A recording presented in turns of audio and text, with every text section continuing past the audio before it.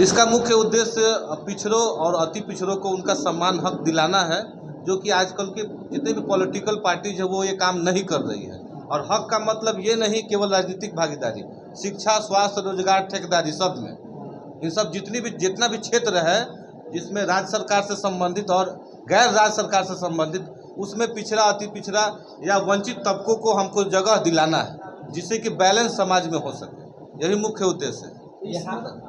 यहाँ में 65 पर आरक्षण लागू हुआ, उसको सुप्रीम कोर्ट में बात चल रहा है और एक तरफ केंद्र सरकार की नीतियों का आउटसोर्सिंग हो रही है, नौकरियाँ खत्म हो रही है, क्या करिएगा सरकार? इसका हम लोग राष्ट्रीय अध्यक्ष हमारे हैं, जवाब देंगे। देखिए, जैसा आपने 65% का जिक्र किया, तो आपको ज्ञात होगा कि राष्ट्रीय ओबीसी मोर्चा बिहार 65% आरक्षण को नवीन अनुसूची में शामिल करवाने की मांग को लेकर के हम लोग पटना गर्दनी बाग में वहाँ पर उपस्थित थे, धरने स्थल पर हम लोग बैठे हुए थे।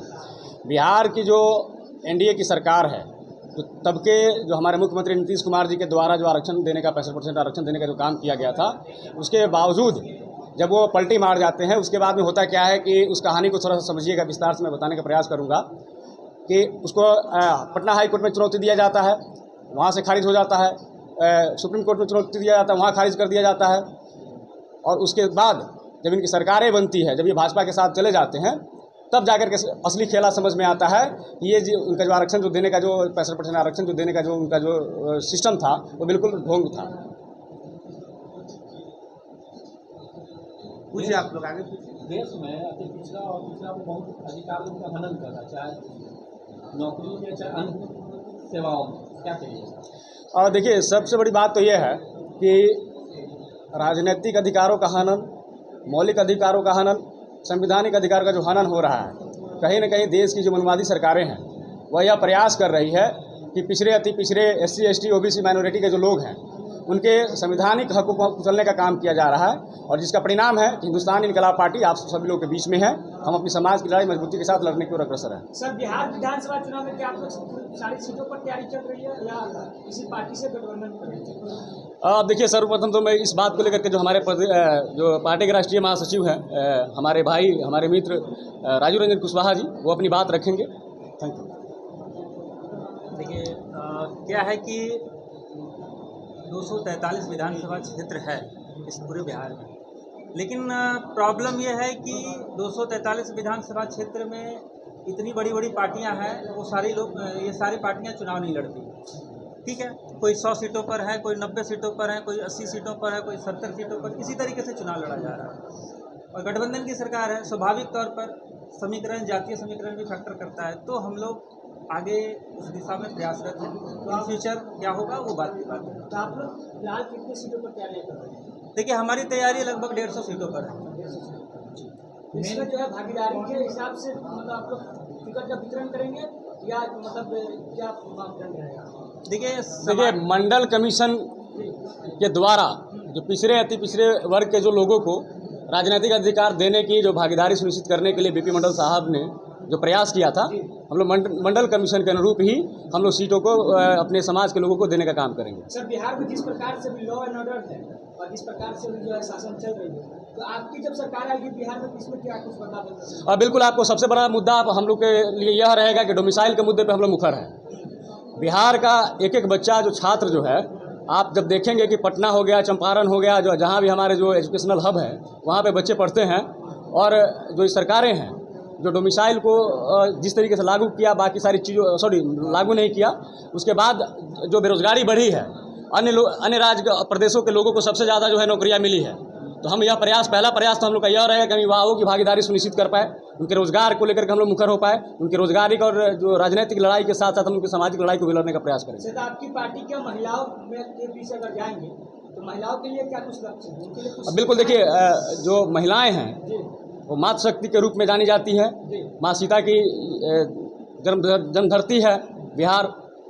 हम इन सारी चीज़ों को देखते हुए हम यह प्रयास करेंगे कि कहीं ना कहीं जो महिलाओं के जो अधिकारों को वंचित करने का प्रयास किया है, जो महिला संवाद यात्रा के नाम पर माननीय नीतीश कुमार जी ने जो बिहार की महिलाओं को ठगने का काम किया था, हम उसका भंडाफोड़ भी करेंगे, और हम यह सुनिश्चित करने का काम करें कि महिलाओं को समानता का अधिकार मिले, उनके जो सुरक्षा का समान अधिकार मिले, उनके शिक्षा का अधिकार मिले। इन सारी चीज़ों को लेकर हम लोग प्रयासरत रहेंगे। और सबसे बड़ी बात कि महिलाओं को हम लोग सबसे ज़्यादा आगे बढ़ाने का काम करें, उनके राजनीतिक अधिकारों को हम लोग स्वेच्छा से ही नहीं और आधिकारिक तौर पर भी हम लोग उनको देने का प्रयास करेंगे। सर, आज आगे का क्या रणनीति रहेगी आपकी आज के बाद वो क्या रहेगी, तो कुछ बताएंगे आप? देखिए, आज तो पीसी के माध्यम से हम लोग आप सब लोग सब उपस्थित हैं। प्रयास यह है कि इस प्रेस कॉन्फ्रेंस के बाद बहुत जल्द एक फिर प्रेस कॉन्फ्रेंस रिलीज़ की जाएगी, जिसमें हम लोग बिहार में जो हम लोग राजनीतिक अधिकार यात्रा के नाम से, संवैधानिक अधिकार यात्रा के नाम से, आरक्षण अधिकार यात्रा के नाम से हम लोग जो है पूरा बिहार भ्रमण की ओर अग्रसर होंगे। सर, जैसा कि आपने बताया कि डोमिसाइल नीति लागू करेंगे, आपकी जब भी गवर्नमेंट आएगी तो डोमिसाइल नीति लागू करेंगे।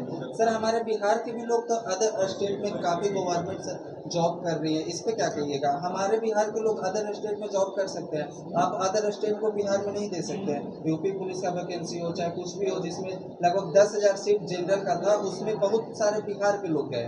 इस पर आप क्या कहना चाहिएगा सर? देखिए, उसमें एक चीज़ और मैं आपको बता दूं कि जब हमारे यहाँ के जो लोग अन्य स्टेटों में गवर्नमेंट जॉब में जाते हैं तो उनके लिए बिहार के जो युवाओं के लिए वहाँ पे क्राइटेरिया डिसाइड किया गया हुआ है उन सरकारों की तरफ, उनको कुछ प्रतिशत ही मतलब वो दिया जाता है। कैटेगरी में आते हैं, अदर स्टेट वाले भी बिहार में अगर आते हैं जनरल कैटेगरी में। देखिए, वो संविधानिक एक पहलू है, उसको हम लोग पुनः देखने का प्रयास करेंगे। नहीं, मैं इस पर बात रखता हूँ। इस बार बिहार में पलायन बहुत बड़ी मुद्दा है, इसको लेकर आपकी पार्टी और आपकी माननीय सरकार आई। एक सेकंड डोमिसाइल पे इनका जवाब। देखिए, डोमिसाइल वाले मैटर पर मैं आपको बेहतर तरीके से बताता हूँ। क्या हालात हैं ये बच्ची आपको बताएंगे। आप इधर आ जाइए, आइए एकदम, आप अपना परिचय दीजिए और आप बताइए कि आप क्या करती हैं। सर्वप्रथम तो मैं यह चाहूँगा कि हमारे आदरणीय एस.के. गांधी भैया और हमारे जो राष्ट्रीय उपाध्यक्ष हमारे जो है कृष्णनंद वंशी जी, वो यहाँ पे उपस्थित है, भरत भाई उपस्थित है, कुणाल जी उपस्थित हैं। हम सभी लोग चाहेंगे, हमारे जो लीगल सेल की जो टीम है, हमारे एडवोकेट साहब हैं, प्रमोद यादव जी बैठे हुए हैं यहाँ पे, ये सभी लोग मिलकर के इस बच्ची को सम्मानित करने का सर्वप्रथम काम करेंगे। उसके बाद में आप लोग इस बच्ची से सवाल भी कर सकते हैं और बाकी इन चीज़ों को बच्ची अपनी बात जो है आपके माध्यम हम लोगों के माध्यम से आपके सामने रखने का प्रयास करिए। बेटा, आप अपना एक बार परिचय दे दीजिए और आप क्या करते हैं वो बताइए। मैं राधा कुमारी वैशाली जिला के जंदा प्रखंड के रहने वाली हूँ। मैं अपने गांव में बाबा साहेब भीमराव अम्बेडकर के कोचिंग सेंटर के नाम से चलाती हूँ। वहाँ पे मेरे पास 35 बच्चे हैं जो निःशुल्क शिक्षा पढ़ते हैं। अभी हाल फिलहाल में 10 बच्चे जो 9th में गए हैं, 8 से 9th में गए हैं, वो 9th में एडमिशन करवाए हैं। तो मैं 8th तक पढ़ाने का काम करती हूँ। मैं आगे इतना मेहनत करना चाहती हूँ ताकि मेरे यहाँ बच्चा 10th तक पढ़े और आगे अपना भविष्य सुधारे। आप ये चीज़ कैसे है मन में कि बच्चे कौन पढ़ाए? जब हम 8th क्लास में थे तो उस समय हम देखे कि हमारे गांव के बच्चे इधर उधर टहल रहे थे, तो हमने सोचा कि जब हम स्कॉलरशिप पैसा मिला स्कूल में तो हम सब गांव के बच्चे को बुलाए, इकट्ठा किए और समझाए कि तुम लोग मेरे यहाँ पढ़ने आओगे तो मैं तुम लोगों को कॉपी कलम दे दूँगा। तो सब बच्चे मेरे यहाँ आए और तब से मैं पढ़ाने लगी। लगभग 5 वर्षों से मैं पढ़ाती हूँ। ये आप एक चीज़ और समझिए, बच्ची थोड़ा सा घबराई हुई है। आप समझ सकते हैं कि आप इतने लोगों के बीच में इनके लिए बोलना कितना मतलब समस्यापूर्ण होगा, हम लोग समझ सकते हैं। मैं एक चीज़ और मैं आपको जोड़ दूं कि ये खुद जो है 11th की छात्रा हैं, 12th पास कर चुकी हुई हैं। राधा कुमारी इनका नाम है और आप शिक्षा का स्तर यह देखिए कि इनके घर से जस्ट बगल में स्कूलें चलती हैं। अन्य जो इनके जो प्रखंड है और बिहार के आप तमाम जो सरकारी गवर्नमेंट स्कूल है उसको आप देखने का प्रयास करेंगे तो आप ये समझने का प्रयास करिए कि गवर्नमेंट स्कूलों में सबसे ज़्यादा जो है गरीब गुरबे समाज के बच्चे पढ़ते हैं, जहाँ SC ST वर्ग, OBC वर्ग, अति पिछड़े वर्ग के बच्चे पढ़ने का प्रयास करते हैं। लेकिन आप स्कूल का जो कंस्ट्रक्शन है उसको देख लीजिए, आप उसके यहाँ